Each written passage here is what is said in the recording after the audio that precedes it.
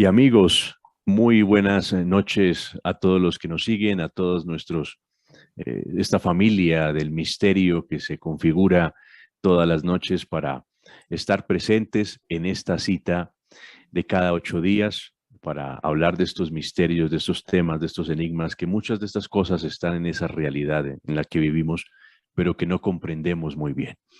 Quiero invitarlos para que estemos muy a gusto en esta noche y que podamos participar, podamos, además de escucharnos y de vernos, también ustedes puedan participar activamente en este proceso, buscándonos como Pandemia Misterio en YouTube, Pandemia Misterio en nuestro canal de YouTube. También nos pueden encontrar en iVoox como Sentido Radiofónico y nos pueden sintonizar en nuestras más de 130 emisoras que tiene nuestra RCN en Colombia a través de este programa que es Nocturna RCN. Hoy un tema que ya hemos tratado, ustedes bien saben, es uno de mis temas favoritos y lo hemos tratado ya desde varios enfoques, pero es un tema de nunca acabar. El nuevo orden mundial, que no es tan nuevo porque ha venido cocinándose desde hace años. Bueno, no años, sino siglos, si se quiere. Un gobierno en las sombras, conformado por élites hegemónicas que quieren el control total del planeta. Hemos hablado, como ustedes recordarán aquí en este programa, en Pandemia Misterio, que a propósito todos estos especiales los encuentran en el canal de YouTube, Pandemia Misterio, pues hemos hablado de la familia Rothschild, de los Rockefeller, hemos hablado de varios miembros de la familia, de las familias nobles en Europa, de George Soros, del Club Bilderberg, de la reina de Inglaterra, entre otros. Hasta de Bill Gates, que está muy en boga, muy presente por estos días. Y nos pensamos, todos los que estamos en este tema y que estamos muy conectados con estos especiales, pues la pregunta es, ¿cuándo inició todo esto? ¿Cuál es el génesis de esto que llamamos nuevo orden mundial? Antes de estos personajes que acabo de mencionar, pues hubo personas muy poderosas que moldearon precisamente su realidad y el resultado pues es el mundo que tenemos hoy. Nuestro invitado es, como digo yo, es una caja de música, es un hombre con un conocimiento muy amplio y vamos a conversar una velada maravillosa en esta noche. Él es Ángel Virén, historiador, él es español, residente en Colombia, docente, bueno, y le apasionan muchísimo estos temas, además de que es un gran estudioso de la historia. Ángel, bienvenido, es un placer tenerlo aquí en Nocturna RCN, en este especial de Pandemia Misterio. Encantado, Diego. Buenos días, buenas tardes, buenas noches. De verdad que un placer estar contigo acá y en colaborar con tu programa de radio. Ángel, cuando se hablaba de nuevo orden mundial, pues muchos creían que era una novela de ficción y a los que trataban estos temas, pues los trataban como de locos y algunos decían que eran cuestiones, bueno, unas paranoias colectivas de las personas, pero es que se ha escrito tanto, se ha hablado tanto que también a veces cuando hay mucha información aparece la desinformación, ¿no? Pero hay personas, menciono uno, por ejemplo, un Daniel Stulin, eh, existen personas que le han metido seriamente el diente a este tema y nos han dado libros, nos han dado textos, nos han dado videos para entender un poco de lo que está pasando. Sin embargo, pues lo que estamos viviendo hoy en día es evidente, es una nueva polarización en el mundo. Vemos cómo hay un nacionalismo por un lado, pero también el globalismo, que eso es el instrumento del nuevo orden mundial para crear un gobierno único en el mundo. Pero eso es la versión moderna. Pero todo este entramaje, este andamiaje se ha venido construyendo desde hace muchos siglos y es por eso que lo quiero invitar y usted muy amablemente ha aceptado esta invitación para hablar de este tema. Pero antes de iniciar, Ángel, yo quiero que las personas que nos están escuchando y también los que nos están siguiendo por el canal de YouTube, por Pandemia Misterio, hace pocos días es no más de 2 meses, ocurrió esto. Quiero que ustedes escuchen atentamente lo que dijo el presidente de los Estados Unidos, Joe Biden, donde habló del nuevo orden mundial, de ese nuevo orden mundial que al parecer, pues de todos hablan, pero no se conoce muy bien. You know, we are at an inflection point, I believe, in the world economy. Not just the world economy, in the world. It occurs every 3 or 4 generations. As one of the top military people said to me in a secure meeting the other day, 60 million people died between 1900 and 1946. And since then, we established a liberal world order, and that hadn't happened in a long while. A lot of people dying, but nowhere near the chaos. And now is a time when things are shifting. There's going to be a new world order out there, and we've got to lead it. We've got to unite the rest of the free world in doing it. So anyway. Bueno, él habla de un nuevo orden mundial a raíz de lo que ocurrió con la pandemia, que se ha reconfigurado el mundo y estamos viviendo lo que es un nuevo orden mundial desde el punto de vista también económico, mencionaba él. Pero Ángel, ¿cómo podríamos iniciar esta grata conversación hablando sobre esos orígenes? Tendríamos que remontarnos a muchos siglos, como ya dije, tendríamos que hablar un poco sobre el fin de ese imperio romano cristiano, cuando acaba el imperio romano y esa clase noble que conformaba ese imperio alrededor del emperador, pues se resiste a desaparecer y ahí empieza todo, ¿no? Efectivamente, Diego. Fíjate que, como tú mencionabas con anterioridad, la mayor parte de la información veraz de la que disponemos hoy en día acerca de los planes de gobernanza mundial, lo que se conoce como el nuevo orden mundial o las élites que que están llevando a cabo este proyecto desde hace decenios, centurias, pues es gracias al autor Daniel Stulin. Efectivamente, fue el primero en realizar una investigación rigurosa y profunda acerca de una de las instituciones globalistas por antonomasia, que es el Club Bilderberg, que fue fundado a mediados del siglo pasado. No la única, pero sí es la primera edición prácticamente de la primera ensayo de investigación de Stulin. Luego ha publicado otros tantos muy buenos, pero esa es con la que se dio a conocer.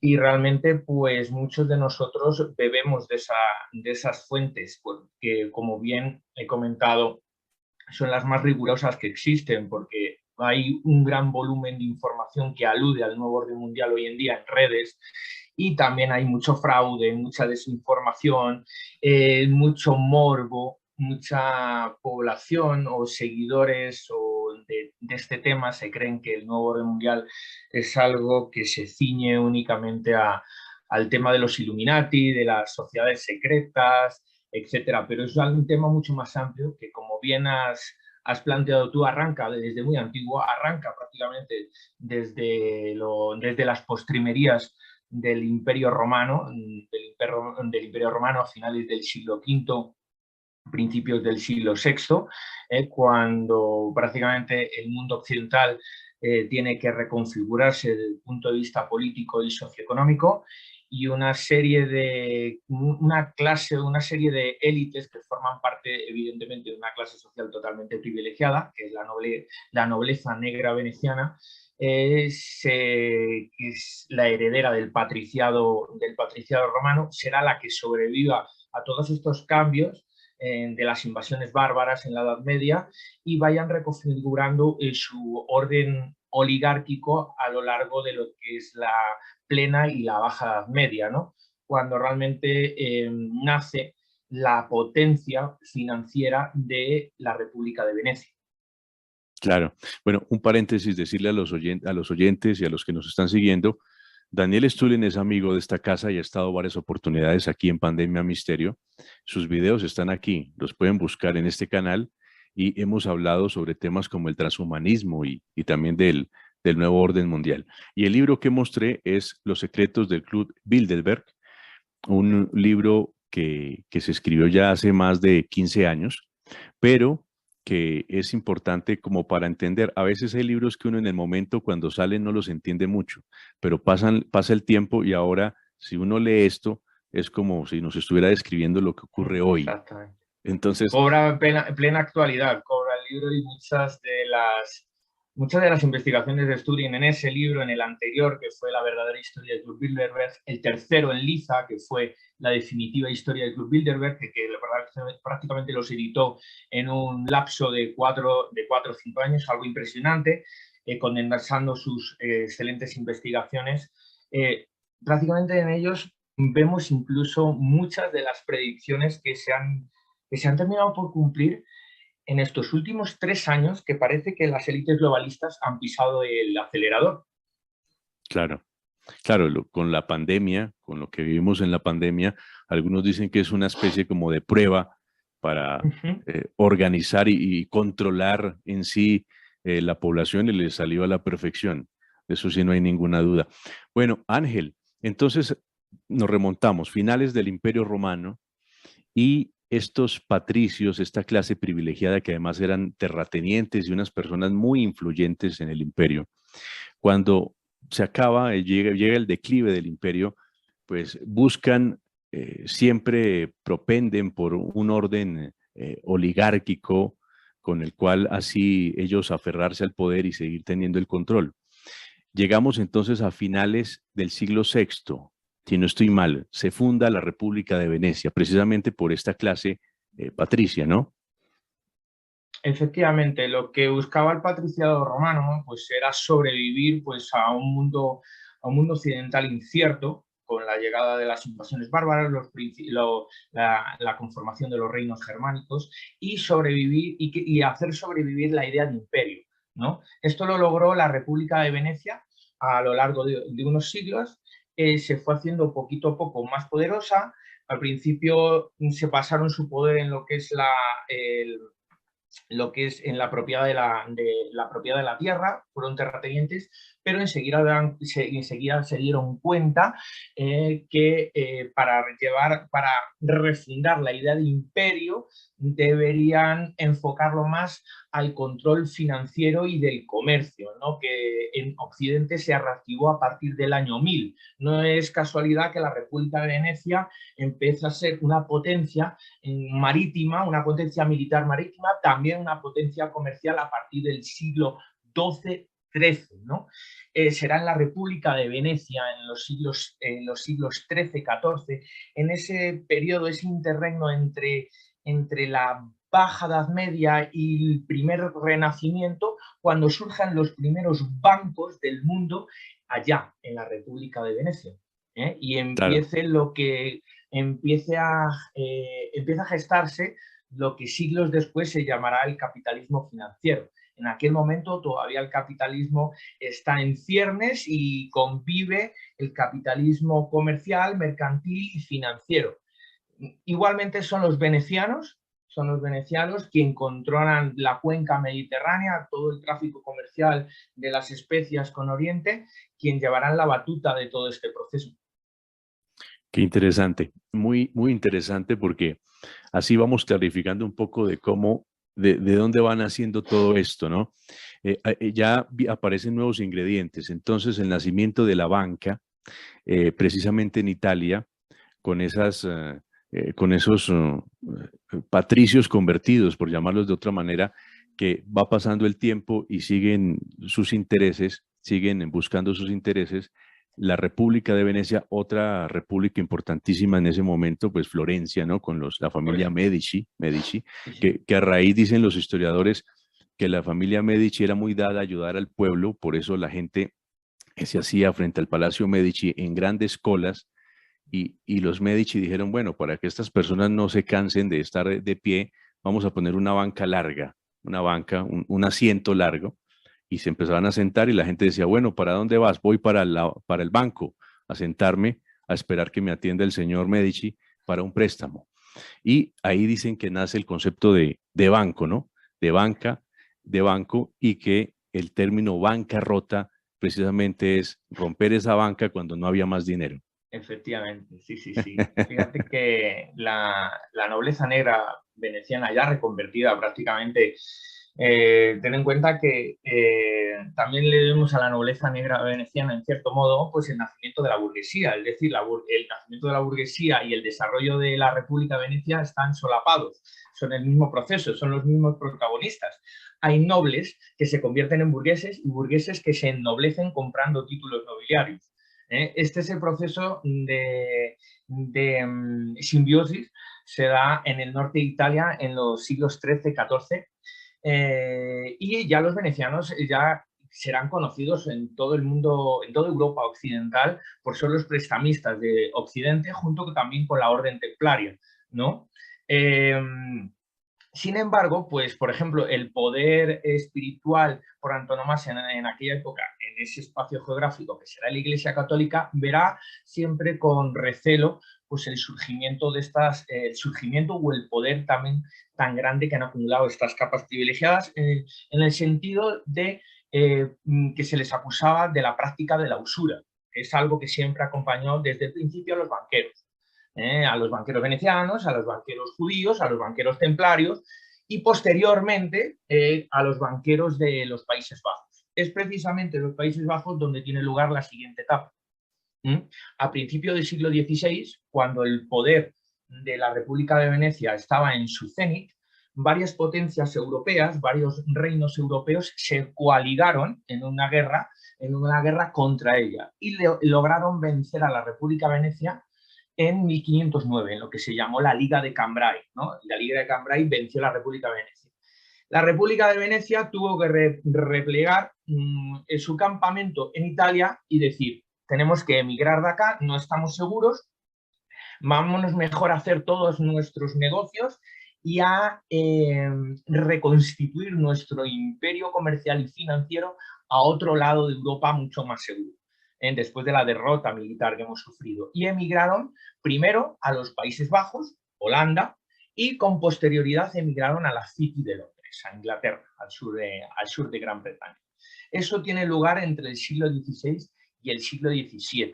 Es decir, lo que vemos es que la antigua nobleza negra veneciana emigra del lugar y se convierte ya en esa pléyade de banqueros que ya los localizamos geográficamente de una forma más moderna.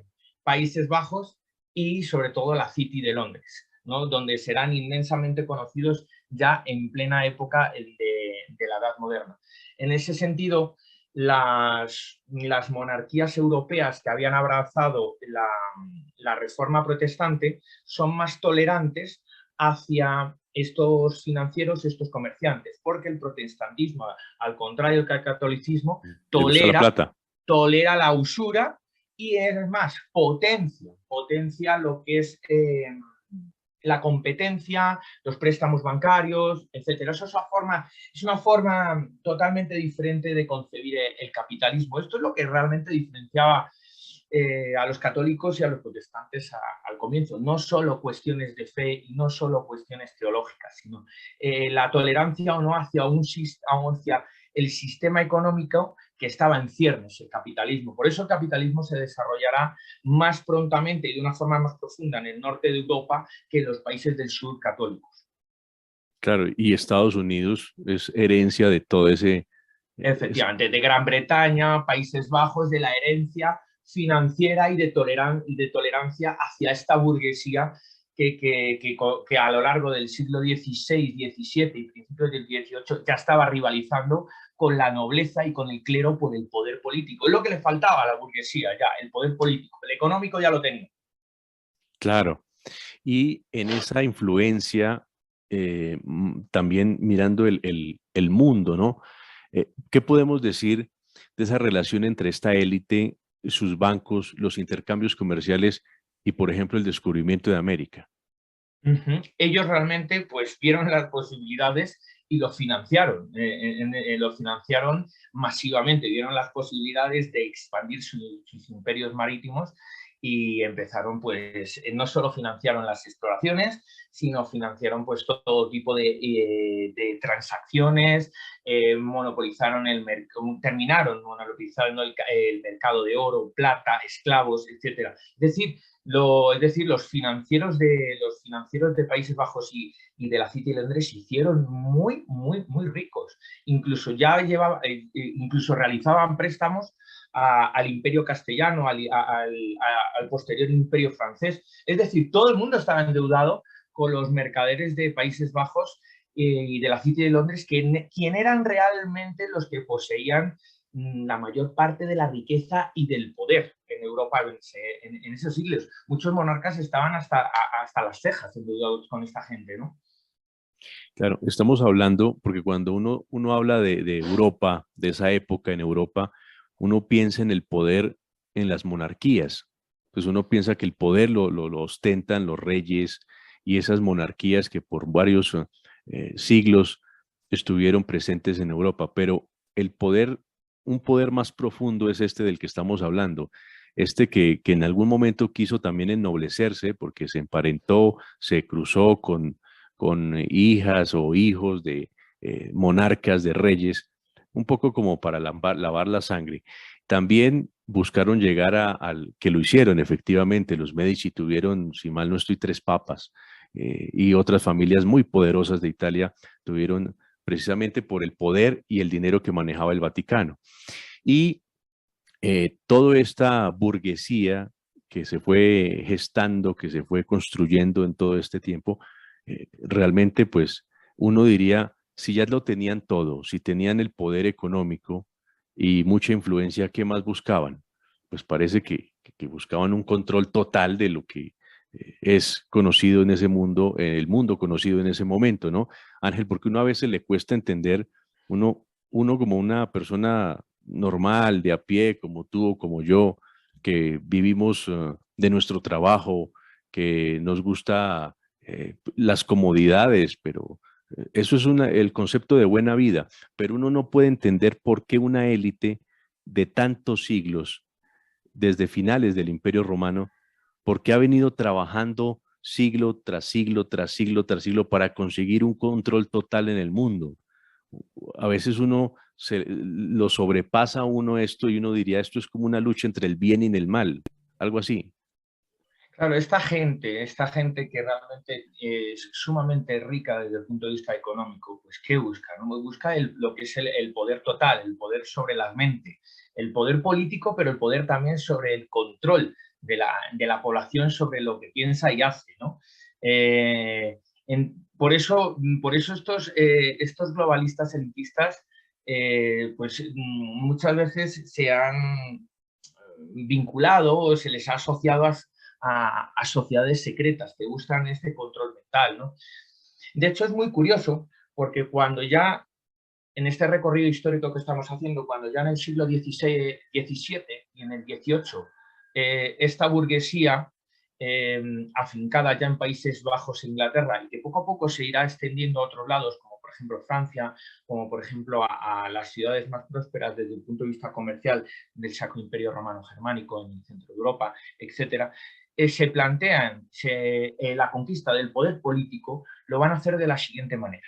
Como no tienen redes a nivel mundial, como pudieran ser hoy en día empresas multinacionales, empresas transnacionales, salvo algunas excepciones, como por ejemplo en la City de Londres tienen la Compañía de las Indias Orientales y Occidentales, que básicamente es una multinacional de la época, pero no hay muchas más. Entonces dices, ¿cómo vamos a poder tomar el poder de una forma global en el mundo occidental y enfrentarnos a lo que es la monarquía, la nobleza y el clero?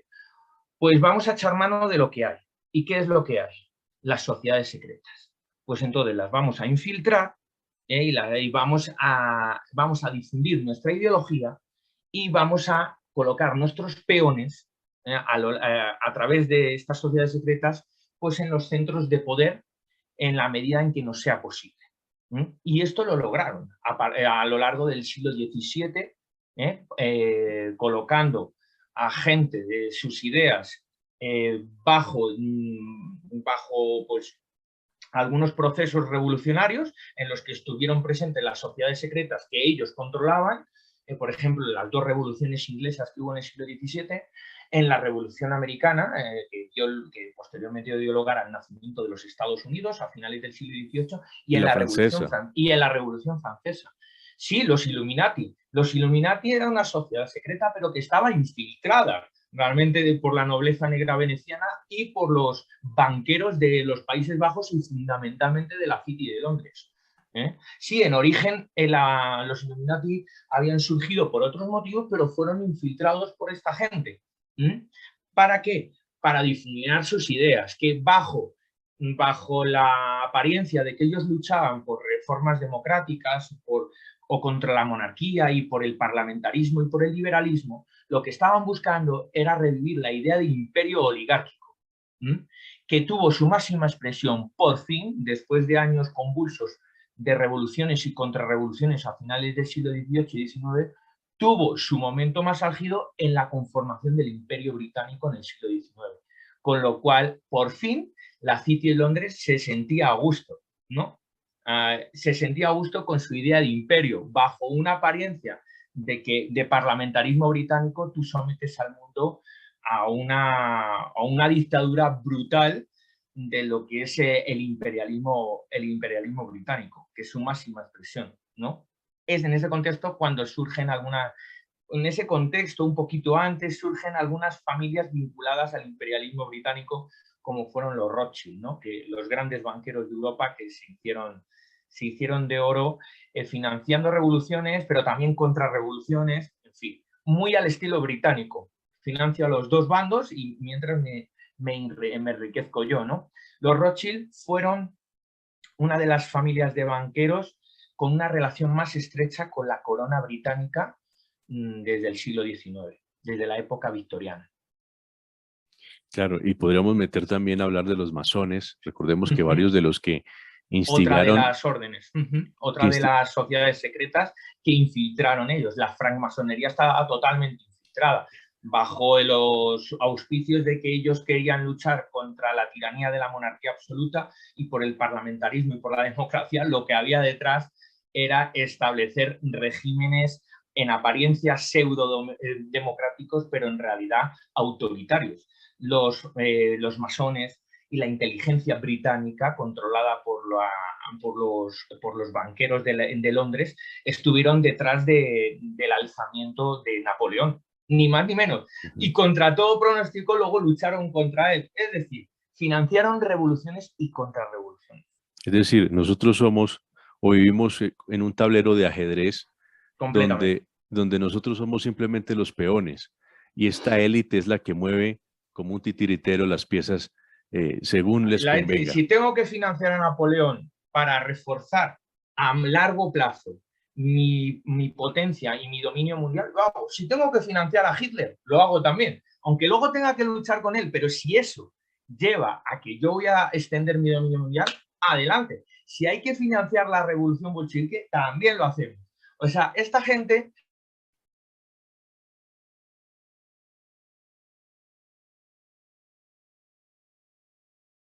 Bueno, tenemos un problema de conexión con Ángel. Ángel Virén, les voy contando mientras ya volvió Ángel con ya nosotros. Volvió, ¿no? No te preocupes, ya. Le estaba contando mientras hubo la interrupción, estamos hablando del nuevo orden mundial, del génesis, de todo este proceso, porque es un proceso, no es un hecho en sí, sino es un proceso que se ha venido cocinando desde hace muchos siglos. Y entonces, Ángel, estábamos diciendo que este nuevo orden mundial detrás, esas familias, esos banqueros que quieren el control total del mundo, pues han venido financiando revoluciones como la Revolución Francesa, como varias de los procesos de independencia en América y que estuvieron detrás de personajes como Napoleón y del mismo Hitler y que ellos no tienen moral, ellos no tienen hígados. Entonces, si tienen que financiar a Hitler para llegar a su ascenso y después combatirlo y matarlo, pues lo hacen sin ningún problema. Sí, sí, es así, esa es su forma de actuar, ¿no? Todo en base a que unos se destruyan a los otros, utilizamos a la gente como peones, cuando ya no nos sirve lo dejamos ahí, con el objetivo de reforzarnos nosotros y reforzar nuestra idea suprema, que es la idea de imperio oligárquico y la idea de control global, dominio global sobre las mentes de la mente. Y desde luego, el siglo XX es cuando ya como pisaron el acelerador de una forma bestial, de una forma muy considerable, con la creación de ciertas instituciones que fortalecieron el imperio, la idea de imperio, a lo largo y ancho del mundo, y con la que promovieron los ideales globalistas. Algunas de ellas, pues ya el público más o menos habrá oído hablar de ellas, pues desde la Reserva Federal en Estados Unidos, el Consejo de Relaciones Exteriores, Club Bilderberg, Club de Roma, Comisión Trilateral, la lista es larga. Esas desde el punto de vista político y socioeconómico, pero también tenemos instituciones desde el punto de vista cultural o científico, como por ejemplo el Instituto Tavistock, que está muy relacionado con el tema del control mental, la psicología de masas y el lavado de cerebro. Todo eso ya en el siglo XX. Impresionante. Ángel, ¿en qué momento se empieza a hablar o aparece ese concepto de nuevo orden mundial? Sí, el nuevo orden mundial era un concepto que a finales del siglo XIX revoloteaba pues, entre las clases altas de la City de Londres, ¿no? Y a lo largo del siglo XX, pues era como una especie de proyecto que siempre estuvo presente, pero sin llegar a materializarse por escrito, ¿no? A nivel mainstream, a nivel popular, la primera vez que ya se puede empezar a hablar del nuevo orden mundial, lo avisó, curiosamente, antes he puesto la locución del presidente Biden, lo avisó George Bush padre en 1989, cuando cayó el muro y la Unión Soviética estaba en su lecho de muerte, estaba a punto de diluirse. Él pronunció un famoso discurso diciendo que estábamos pues estamos en los albores de un nuevo orden mundial, y entonces algunos teóricos y estudiosos de este tema vieron una conexión con las viejas aspiraciones del Imperio Británico, ¿no? Ahora reconstituido como imperio anglosajón británico-estadounidense, ¿no? Por eso muchas veces la gente que le gusta este tema y que lo sigue, considera que los globalistas son fundamentalmente sionistas y anglosajones, ¿no? Sí. Por ese motivo, ¿no? Y luego, pues, hubo no solo la caída de la Unión Soviética y la disolución del Pacto de Varsovia y la ruptura del bloque del Este, supuso una nueva etapa en la historia. Eso sin duda alguna, desde el punto de vista histórico. Es cierto que ahí las élites globalistas, al quedarse sin rival fuerte, pisaron el acelerador también. Se quedaron sin el rival fuerte que les había supuesto la rivalidad con la Unión Soviética durante todo el periodo de la Guerra Fría, durante casi 45 o 50 años. Entre el 45 y el 91 hubo dos sistemas realmente, dos sistemas que se repartieran el dominio del mundo, el socialista y el capitalista. Cuando cayó la Unión Soviética, estos dos sistemas se fusionaron en uno y quedó el sistema liberal como ganador, y su máximo garante fue Estados Unidos, y a partir de ahí dijeron los banqueros internacionales, los dueños de las grandes corporaciones, que son las cabezas visibles de estas élites globalistas, dijimos, ahora vamos a empezar a pisar el acelerador. Por eso todo este proceso se ha ido dando de una forma vertiginosa, sobre todo en los 30 años, ¿no? Otro momento fue el 11S, ¿no? El 11S también supuso un escalón más y poner mucho más velocidad a este proceso. Y otro momento clave, sin duda, es pues la crisis que se vivió, la crisis financiera global del 2008, la gran recesión, a partir de la caída del banco de inversión Lehman Brothers, pues se inicia como la etapa final de este proceso. Ahora lo que estamos viviendo ya son los últimos actos. Los últimos actos que suelen ser los más crudos, hemos tenido una pandemia, ahora probablemente estamos ante una nueva crisis económica global que va a ser más dura que la del 2008, y todo esto va a anticipar el establecimiento de un nuevo paradigma, que es lo que las élites globalistas buscan ya desde hace decenios. Claro. El control total, como hemos explicado, vemos cómo se ha socavado mucho el término de Estado-nación en la actualidad. Ya un gobierno que llegue a un país no tiene el poder total en ese país, ni puede tomar las determinaciones y decisiones que quiera, sino hay organismos creados por ellos mismos que son supranacionales y que imponen ciertas normas en los países. Entonces, por ejemplo, para hablar del tema de la cultura, la UNESCO, o el tema como si fuera un Ministerio de Defensa está la OTAN, o existe el Fondo Monetario Internacional para el tema financiero. Entonces ya hay muchas organizaciones que prácticamente condicionan a un gobernante para que tome decisiones que les convenga a ellos y de esta manera pues que afecten directamente al país. Fíjate, Diego, que muchas de estas instituciones supragubernamentales que funcionan a nivel global fueron diseñadas al término de la Segunda Guerra Mundial, cuando el Imperio Británico tuvo que reconfigurarse, es decir, abandonó lo que es las posesiones coloniales, concediendo la independencia pues, a muchas de sus regiones coloniales, en Asia, en África, pero pues, decidió pues, seguir manteniendo el poder, pero de una forma más discreta, que es la forma financiera.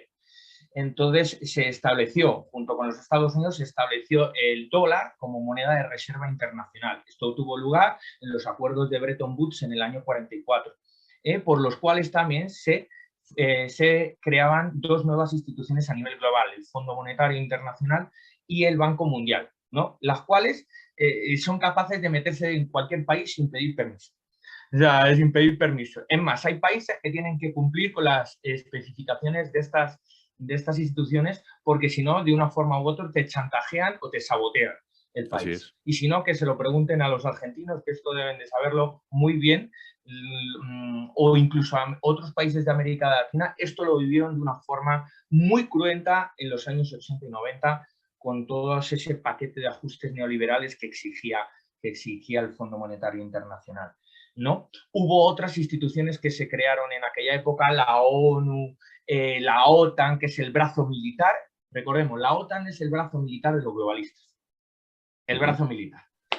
También se creó por esos años. Y luego a finales de los años 60, para también el Club Bilderberg, que se me olvidaba en aquella época del que hemos hecho mención. Y luego ya a finales de los años 60 se creó otra serie de una hornada nueva de instituciones que venían a reforzar la vieja idea de imperio de estos globalistas asentados fundamentalmente en la City de Londres y ya en aquellos tiempos en Wall Street. Ya como los Estados Unidos fueron los ganadores de la Guerra Mundial, entonces las globalistas se dividieron, unos cuantos en Wall Street y otros tantos en la City de Londres, pero son primos hermanos. Se crearon nuevas instituciones a finales de los años 60, el Club de Roma.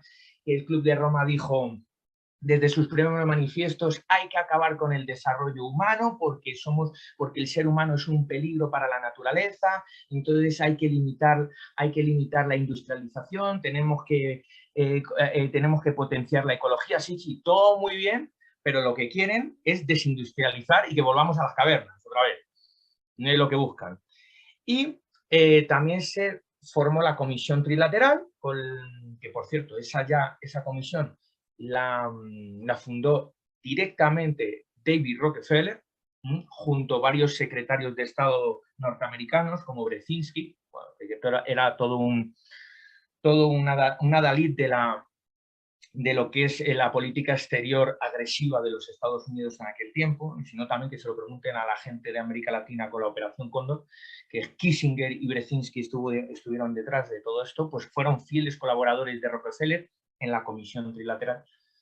Y también, pues en aquella época tuvo lugar una conferencia que muchas veces no se le da importancia, pero yo la voy a citar. Es una conferencia del Club Bilderberg que tuvo lugar en el año 68 en Mont-Tremblant, que es a las afueras de Montreal, en Quebec, y allí pues se expuso el concepto de empresa mundial S.A.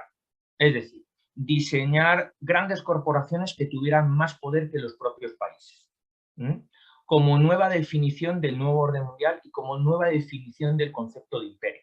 Es en lo que estamos hoy en día, una vez que han apretado el acelerador, Claro. de que encontramos megacorporaciones que son más fuertes que países enteros. Ahí está Vanguard, ahí está BlackRock, que son dueños prácticamente de medio mundo e imponen a las naciones sus propios intereses. Es decir, que la soberanía nacional está en la soberanía nacional, y el concepto de Estado-nación, tal como se concibió conceptualmente en el Tratado de Westfalia, está en su lecho de muerte.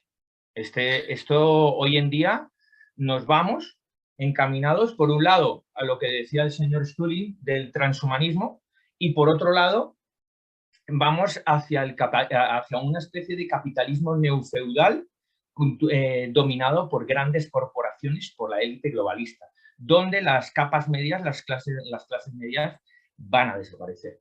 Ya lo están haciendo.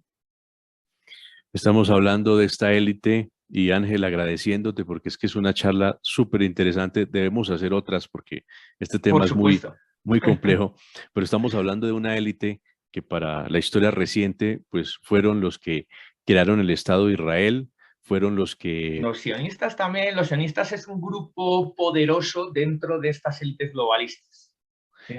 Lo del sionismo es un tema muy interesante porque a nivel mainstream, a nivel popular, mucha gente piensa que todos los judíos son sionistas, y no es así.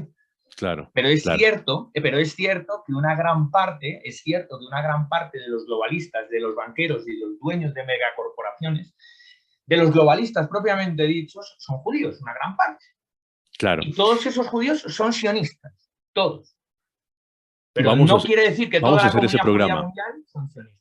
Claro, hay que hacer ese programa también para entender, porque es que esto no hay que mirarlo, repito, y me vuelvo reiterativo, como un hecho en sí, sino hay que coger con pinzas. Estamos hablando del Imperio Romano, estamos hablando de templarios, y todo va concatenado para comprender lo que estamos viviendo hoy en día. Un ensayo, por decirlo así, una prueba globalista que les ha salido muy bien ha sido la Unión Europea, por ejemplo, el concepto de Unión Europea. Sin duda alguna. También creada justo en los primeros años de la posguerra, 3 años después del Club Bilderberg. Es que nada es casual. Nada es casual. Y para ya redondear, algo que me da cierta incertidumbre es cómo se ha venido desencadenando esa lucha y esa guerra cultural contra todo lo que les huela mediterráneo.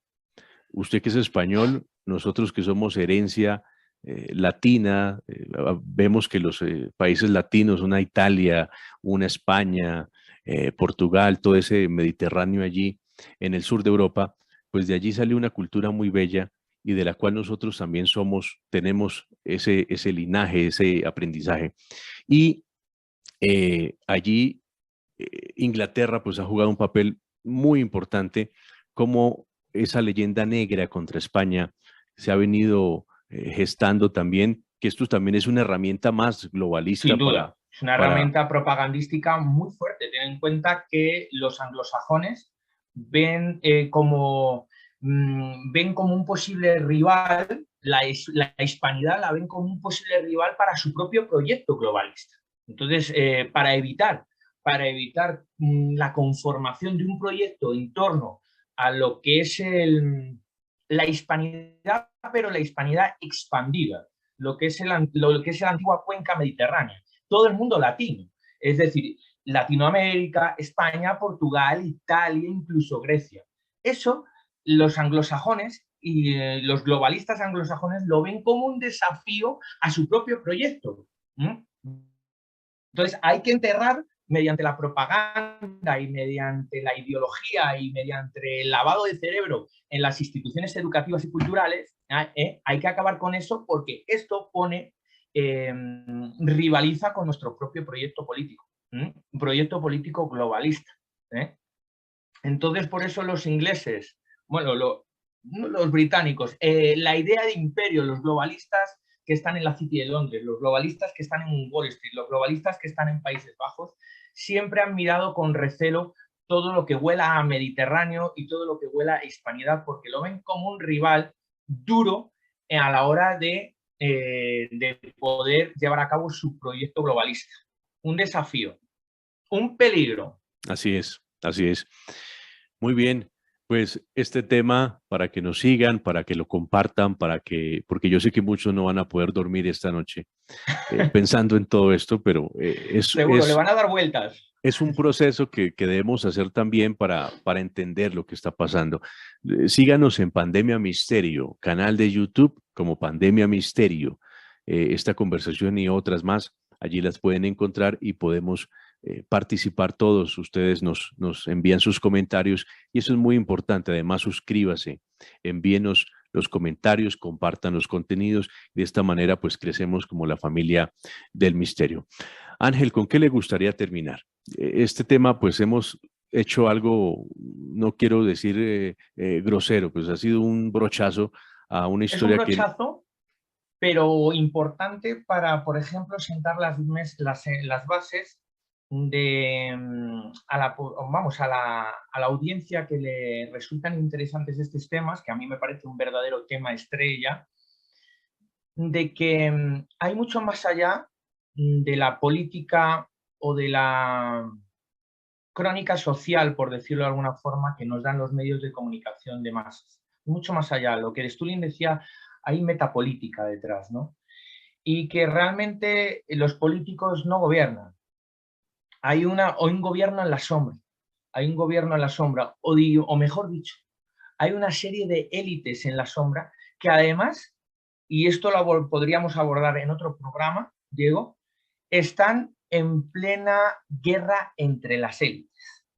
Porque otro programa abordaremos, Rusia y China están intentando llevar un proyecto totalmente diferente al de la élite occidental. Y por eso ahora están en lucha las diferentes élites, porque detrás de la guerra de Ucrania hay una guerra de élites. Eso está claro.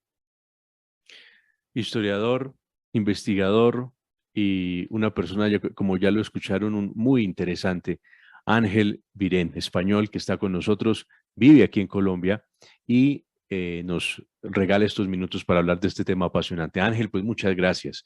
De verdad ha sido un placer y un honor poder conversar con usted esta noche. El placer ha sido mío, Diego. Quisiera hacer mención, pues si me quieren seguir en redes sociales, fundamentalmente en Twitter, pues @aviren, con V, 84. También tengo, junto con un compañero que reside en España, tenemos un canal de YouTube en el que abordamos estos temas fundamentalmente de geopolítica, que se llama Eurisco Channel. También estamos en Twitter, @Eurisco Channel. Y también, pues ahora mismo tenemos un espacio en el que presentamos y proyectamos películas. Muchas de estas películas tienen que ver con temas políticos, con lo cual lo recomiendo. Se llama Kino Deluxe. También pueden seguirnos en Twitter, _Deluxe. Y quisiera también nombrar el canal hermano del compañero Alejandro Bernal, Mandrágora, donde también en su momento abordamos la temática del nuevo orden mundial. Bueno, pues nos estamos dando cuenta que hay un despertar y mucha gente creando estos contenidos para poder abrir las conciencias. Y verdad, síganos, busquen a Ángel, busquen sus canales, busquen sus cuentas y sigan todo el trabajo que él ha venido construyendo, porque es importante. Esto más que sea un programa interesante o no, es entender realmente lo que está sucediendo. Y yo creo que hay muchos elementos para que uno pueda tomar las decisiones y decir, sí, esto es cierto y lo que está pasando es producto de aquello y tener una capacidad distinta de ver el mundo. Así que, Ángel, nuevamente muchas gracias y buenas noches. Muchas gracias a ti, Diego. Todo un placer. Buenas noches.